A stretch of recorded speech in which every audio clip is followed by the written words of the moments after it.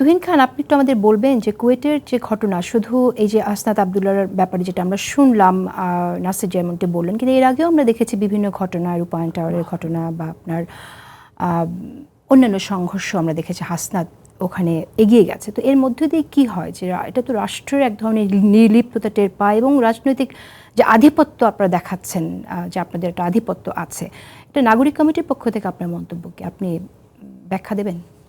ধন্যবাদ।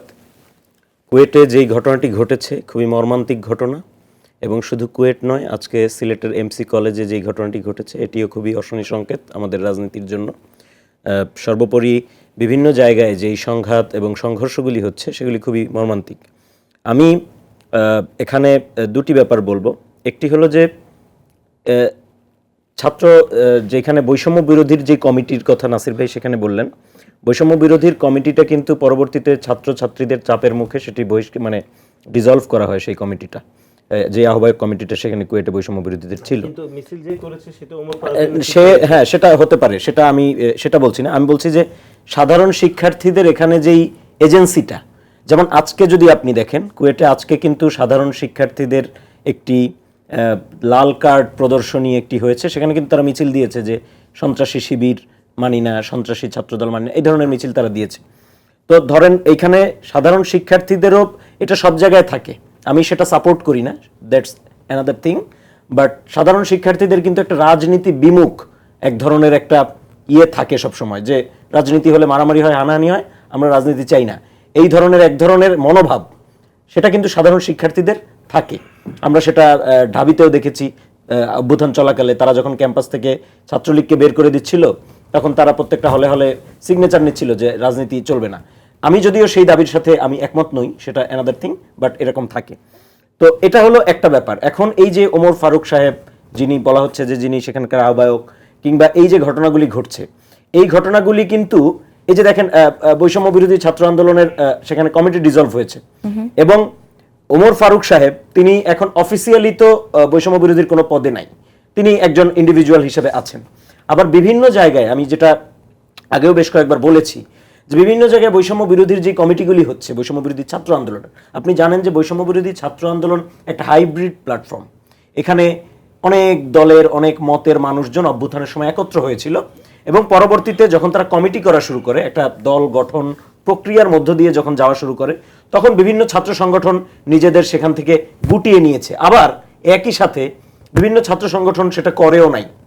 বিভিন্ন ছাত্র সংগঠন কিন্তু তাদের লোকজন এখনো তারা বৈষম্য বিরোধীর মধ্যে রয়ে গেছেন, এখনো তারা বৈষম্য বিরোধীর বিভিন্ন অঞ্চলের বিভিন্ন জেলা থানা কমিটিগুলি বিভিন্ন কন্ট্রোল করার চেষ্টা করছেন বিভিন্ন অন্য রাজনৈতিক দলের লোকজন।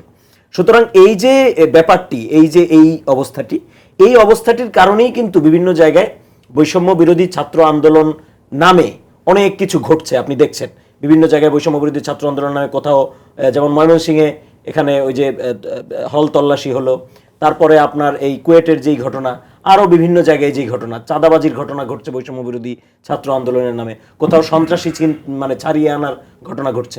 এখন এই ঘটনাগুলিকে, এই যে হাইব্রিড পরিস্থিতিটা, এইটার ফলে এই ঘটনাগুলির মনিটরিংটা হচ্ছে না রাষ্ট্রের জায়গা থেকে। রাষ্ট্র এখানে মানে রাষ্ট্রের যেই কঠোরতাটা দরকার ছিল, যে দল মত নির্বিশেষে, অর্থ তো আপনি যেটা বলছেন যে সেন্ট্রাল থেকে বৈষম্য বিরোধী ছাত্র আন্দোলনের কোনো কন্ট্রোলই নেই, বৈষম্য বিরোধী কান্ট্রি ওয়াইড যে কন্ট্রোলটা থাকতে হবে, যে চেইন অফ কমান্ড থাকতে হবে, সেটা তো নেই। সেই চেইন অফ কমান্ডটা আমি বলছি দুর্বল, এবং সেই কারণেই বৈষম্য বিরোধী ছাত্র আন্দোলন কিন্তু কোনো অর্গানাইজড পলিটিক্যাল সংগঠন না, এটা একটা আমব্রেলা প্ল্যাটফর্ম। সেখান থেকে এখন নতুন ছাত্র সংগঠন গঠনের উদ্যোগ নেওয়া হয়েছে, আপনি জানেন নিশ্চয়ই।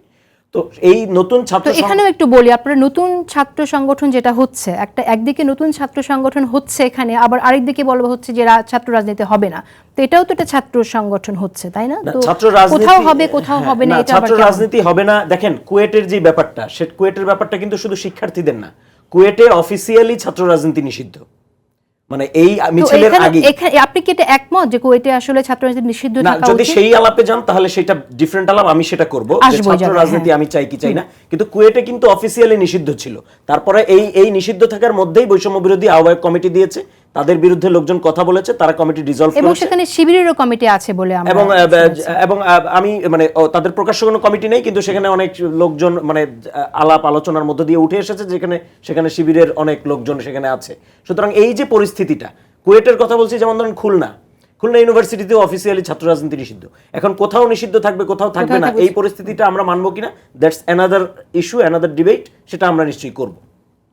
আচ্ছা, হ্যাঁ, সেই বিষয়ে আমি জানতে চাই যে আপনারা যেটা বললেন যে বৈষম্যবিরোধী ছাত্র আন্দোলন থেকে বের হয়ে একটি গ্রুপ এখানে একটা নতুন ছাত্র সংগঠন করছে, তো এটাকে আপনারা সমর্থন করছেন, আবার কুয়েটে যে ছাত্র রাজনীতি নিষিদ্ধ সেটাকেও আপনারা সমর্থন করছেন, এটা কেমন দ্বিমুখী অবস্থান হয়ে গেল? ছাত্র রাজনীতি কুয়েটে যে নিষিদ্ধ সেটাকে আমরা সমর্থন করছি যে ব্যাপারটা আসলে তা না। আমি আগেই বলেছি যে এই মিছিলটা বৈষম্য বিরোধীর, যদিও লোকজন থেকে থাকেন নেতাকর্মীরা, কিন্তু বৈষম্য বিরোধীর অফিসিয়াল কোনো মানে কমিটির আন্ডারে এই মিছিলটা কিন্তু মানে তাদের কোনো দলীয় কর্মসূচির আন্ডারে কিন্তু মিছিলটি হয়নি। আপনারা ওন করছেন না এখন? না, কারণ সেখানে তো কমিটি নেই। ধরেন যে ছাত্র দল যদি কোথাও কমিটি ডিসলভ করে, ছাত্র দলের যদি কোনো লোক কোনো মিছিল করে, তারা কি সেখানে ওন করবে? যে আহ্বায়ক কমিটিতে ছিল, সেই আহ্বায়ক কমিটিতে তাদের নাম ছিল কিনা, হয়তো রিজার্ভ করা হয়েছে। হ্যাঁ, আমি সেটাই, আপনাদের সংগঠনে আমি সেটাই বলছি। ধরেন আজকে যদি জাতীয় নাগরিক কমিটি তার কোনো সদস্যকে বহিষ্কার করেন কিংবা তার কোনো সদস্যকে ডিজোন করেন, তিনি যদি কোনো প্রোগ্রাম করেন, সেটাকে তো বৈষম্য নাগরিক কমিটির অফিসিয়াল প্রোগ্রাম হিসেবে কাউন্ট করা যাবে না।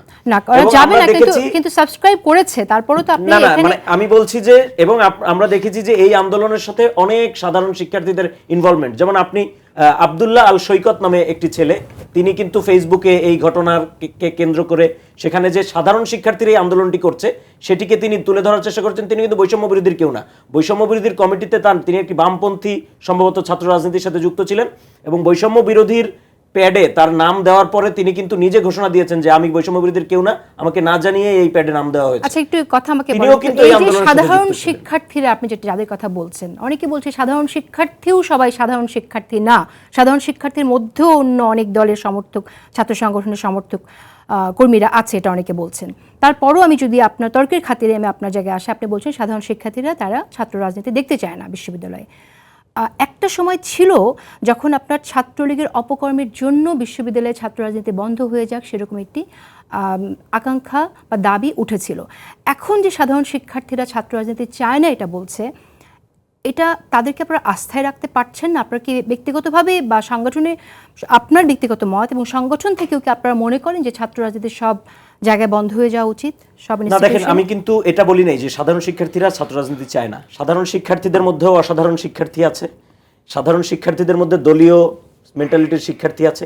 আবার আমি বলছি যে কুয়েটের এই ঘটনায় শুধুমাত্র বৈষম্য বিরোধী উদ্যোগ নিয়ে, কারণ এখানে প্রথমত আমি বলছি বৈষম্য বিরোধী তার কমিটি ডিসলভ করছে এবং এই আন্দোলনের সাথে অনেক সাধারণ শিক্ষার্থী যুক্ত ছিল, আমি সেই কথাটা বলেছি। এখন আপনার আলাপে আসি, সাধারণ শিক্ষার্থীরা কি চায়।